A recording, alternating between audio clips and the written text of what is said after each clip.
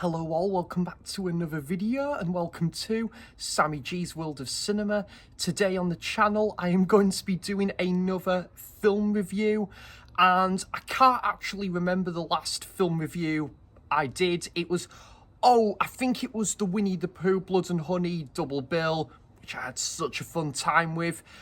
And I thought it was about fine time I would do like another film review, and actually another horror film review as well. And I'm talking about the latest slasher movie, In a Violent Nature, from 2024, directed by Chris Nash. And in case you're wondering, guys, I've come prepared. I've took notes, and yeah, a couple of notable actors in there. Well, all the other actors did a really good job with the part they had to play, but there was a couple of ones that I took note of here today on the channel. Ry Barrett as the main antagonist and the main killer in the film, and I think for I don't know, maybe 15-20 minute segment of the movie, I think you have got Lauren Taylor, who I believe was in Friday the 13th Part 2, which I've never seen.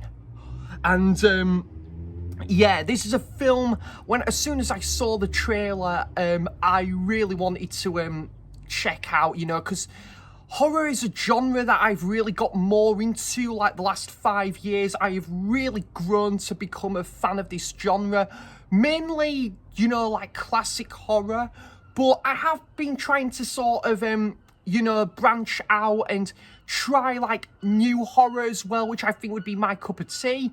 I give you a prime example, guys, Evil Dead Rise, because I'm a big Evil Dead fan, and Evil Dead Rise was one of my favourite films of last year, and yeah, and absolutely my favourite horror film of last year, without a shadow of a doubt. And the slasher subgenre is probably becoming my favourite subgenre in horror. Oh my god, it's starting to cloud through again. UK weather for you guys, lol.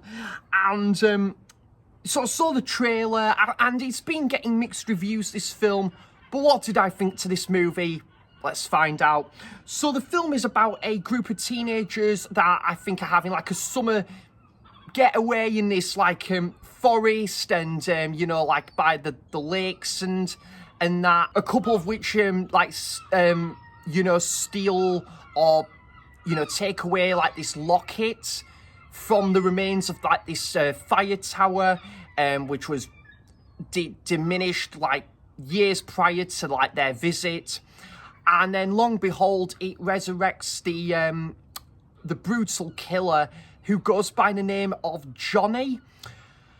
And yeah, like he's resurrected, he's come back from like the dead, and yeah, he basically wants to really take pride on what is his, and he goes on the search for his missing locket, because it was taken away from a couple of unwanted visitors. And then he goes on a ruthless rampage in order to get that, and to sort of bring back full of steam to what he is capable of, and what he does in his power, in order to get back this locket on this ruthless rampage. And he is so all out with the violence in this film. He's very unapologetic with every killing spree he's done before and after. And yeah, that's kind of like the plot. So this group of teenagers also are camping out in the in this forest, as I just said there as well, and then a couple of which they're talking about this sacred legend, or urban legend of this brutal killer, and how this brutal killer was deceased, but prior to this committing a series of murders decades prior. So yeah, this film, you could tell, definitely took tropes from the Friday the 13th film series, Shockingly, guys, yeah, I kind of just hinted it there earlier in the video. I've only seen the first Friday the 13th film. I will get onto the rest of the Friday the 13th film series in due course. I do plan on doing that sometime, like part of my horror binge in like October. I do plan on making time for that film series in due course. And what's really interesting with this film is, I think this film, yeah, it took big inspiration from Friday the 13th, and probably The Burning as well, which is a very obscure, like, horror film, but in a great fashion, from 1980, and it was a banned video nasty as well, Section 1 video nasty. And it's kind of followed the similar bulk to a couple of those, like, slasher films. Chris Nash does really interestingly with this film is he's taking it, like, in the movie from the killer's perspective. So, like, as soon as this killer is resurrected from the dead, you are basically just following in a symmetry line through this killer. Like, we're just following his trails, you know, like where he's walking across like these woods and just near these lakes, you know, like, whereas if you look at maybe a Friday the 13th film where you'll just see at the start, maybe you'll see a group of people and then maybe Jason will just appear out of nowhere sort of thing, like, whereas at the very start you're actually following from the killer's perspective in this film. And yeah, I think Chris Nash did a really good job with the direction there. I thought the woodland and the lakes, the nature scenery was beautiful in this. It had a very autumnal feel about it. I just think it looked crisp, it looked ornate, it was gorgeous to look at from like the camera work side of things. I think, and the cinematography, yep, I think that was absolutely nailed in this film. And the kills in this was brutal to the core. This film goes all out with the gore, it goes all out with the kills, and it is brutal to the core, this film.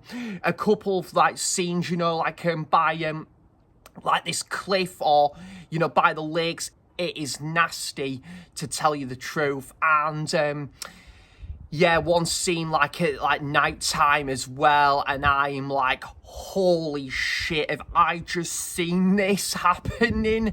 And yeah, it goes all out with the violence here. So if you're looking for utter carnage in this slasher movie, then you've pretty much got it all in one movie here with the brutal kills in this film here, guys.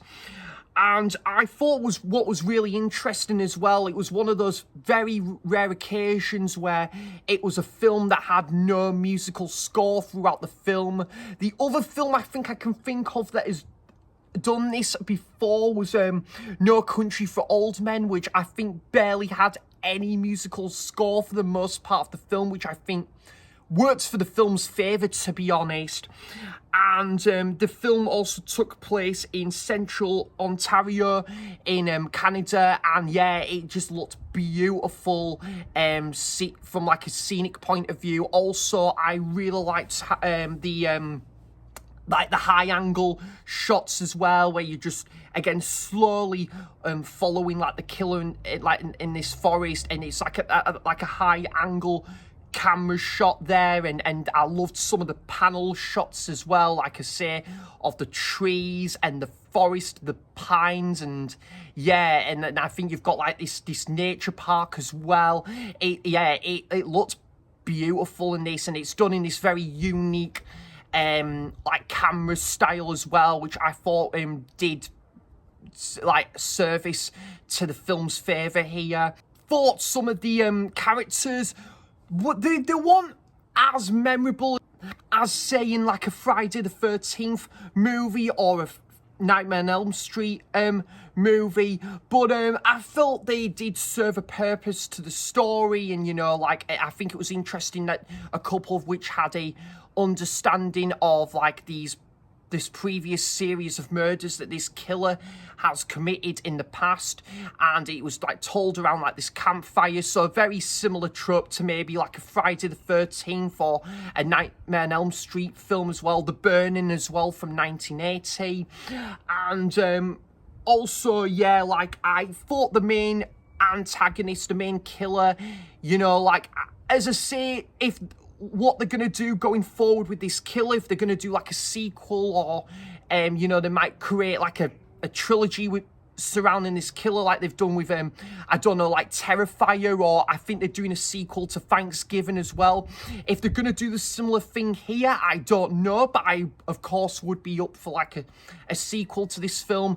And yeah, I absolutely loved this film. I think for someone that's watched Friday the 13th for the first time last year, I think it kind of took me back to a certain extent to that first time experience of that film, and it just reminded me in some ways of that first installment into that film series.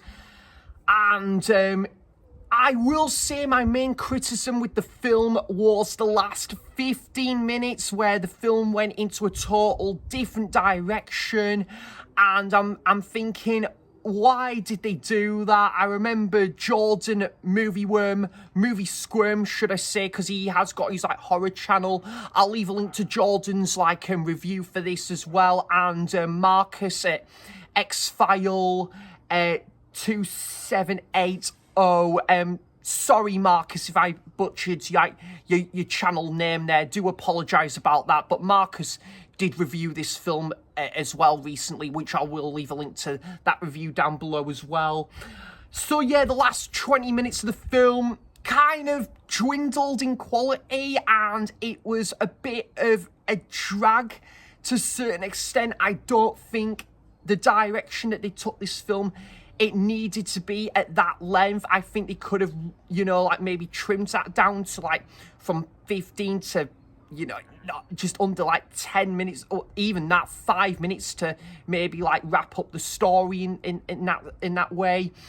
But for the most part, I absolutely loved this film. I know it's been getting like mixed reviews. I can see why. I think it's been criticised a lot due to its pacing, and, you know, like I think there's been criticism that there's not really much of a story to this, which I can definitely get that this film has been getting a bit of a mixed reception of late. But I think for someone that's only just scratching the surface with these slasher films, and more so newer horror films, I think, yeah, this one was a bit of a surprise for me at the cinema. I think it's this at the moment and Longlegs that are kind of been making the rounds of being like the two horror films that have been making the rounds at the minute, like in the film community. And I am going to hopefully go and see Longlegs at like the weekend as well. I'm really looking forward to checking that out. Again, that one has been a bit of a divisive one, like in the film community as well. But yep, I thought In the Violent Nature was absolutely fantastic for the most part, apart from maybe the last 15 minutes where I think the film went on a little bit of decline. How the film ended, though, I quite liked it. You know, it was still going back to how the film kind of started with this beautiful scenery. You're still seeing that in full focus, and I felt as well as like it was a very interesting experimental horror, you know, like set at this nature woodland, which I think really fitted the vibrancy, surreal atmosphere of the film. A bit of a slow burner, this film, I totally get that. But I think for me, I was just fully invested with what was going on, and, you know, the whole tension building. The tension building was a big, you know, like focus point centered around this film as well. And I think the director did it well here. So, In a Violent Nature, would I watch this again? Absolutely, guys. Would I pick it up on Blu-ray? Oh, yes. I think this is a fantastic little horror film from Shudder as well. Just to add as well, I should have known that when you did see like the this group of characters, you know, you really felt for them, and you know, like there was utter carnage slowly coming to town in this film. And also, like, I thought the whole thing with the bit of backstory to this film added a bit of substance to it as well. So I'm going to give Inner Violent Nature an 8 out of 10. I thought this was fantastic. I get it's not going to be for everyone. I think it is seen to be a bit of a Marmite film. Who knows, in years to come, it might be a bit like The Burning or the first Friday the 13th film, where it could attach like a cult status. Who knows, guys? It was kind of... for me, love at first sight with this film. I really did enjoy it, and whether they're going to carry on like you know, like a sequel or you know, like another film with this main killer in like the pipeline, I really don't know. But yeah, I think if it is a standalone film with like this killer, then yep, I thought it was a fantastic film in its own merit. So yeah, guys, let me know your thoughts on Inner Violent Nature. What's your thoughts on the movie? And would you recommend this? Would you watch this again? And do you think it took great inspiration from Friday the 13th or The Burning? I would love to know all of that good stuff in the comments down below. So thanks for watching, cheers for stopping by, and until next time, I'll see you for the next video. Bye bye.